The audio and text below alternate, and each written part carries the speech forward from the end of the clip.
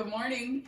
It is the last day of winter, so we are doing an egg in the Hole Acorn Squash for breakfast. You know, our Sunday morning breakfast, we like to spend just a few extra minutes, but this is so easy. All you have to do is slice an acorn squash. We just trim the ends off, and then we cut it in half, scoop the seeds out, and then we did slices, olive oil, salt, and pepper. So these have been in the oven for about 20 minutes, and then we flipped them over.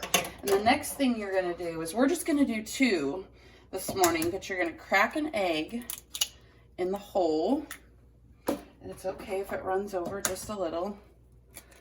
And then, but you could do as many as you want. And then what we're gonna do, in this bowl is some raisins. You could also use dates, pecans. The recipe calls for parsley, but we didn't have any parsley, so we're using some finely chopped kale. And then what you're gonna do is you're gonna sprinkle it over, and then these are gonna go back in the oven for about 8 to 10 minutes, and it's gonna become personal preference.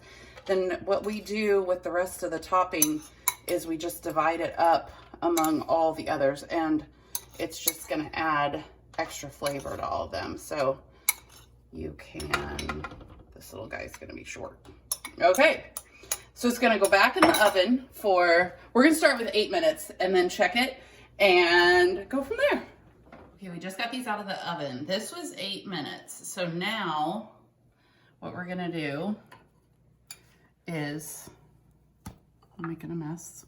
We're gonna drizzle it with a little maple syrup, which is totally optional, but just adds a great sweetness. Now watch, I know some of you are gonna freak on me, but it's got a runny yolk, but the whites are set, and we're gonna eat it just like that. They're so good.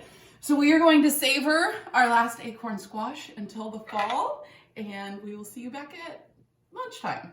So I know I said that we'd be back for lunchtime, but actually it's dinner time now. Our lunch, you know our Sunday drill, we cleaned out the fridge. So leftovers that were left from the week, we had some leftover chicken parmesan, and we had some leftover smoky black-eyed peas. And then our salad for lunch was, we had about 5 or 6 strawberries that had to be used up. And then we threw an apple and some pecans, and we even had a little bit of artichoke hearts that we whipped together a salad for lunch. And then a little bit of that leftover salad was the beginnings of tonight's salad. And so we added an orange and some walnuts, and there's some avocado and some dried cranberries. And then tonight's dressing is olive oil, white wine vinegar, and then a tablespoon of some walnut mustard, which is super similar to just a Dijon. And then we roasted some mushrooms, and we had some asparagus left. But the main part of our dinner tonight, we figured it was a great day to have a pizza night. We are doing caramelized onion and some apples, and we took a slice of prosciutto, and there is a little mozzarella and some blue cheese.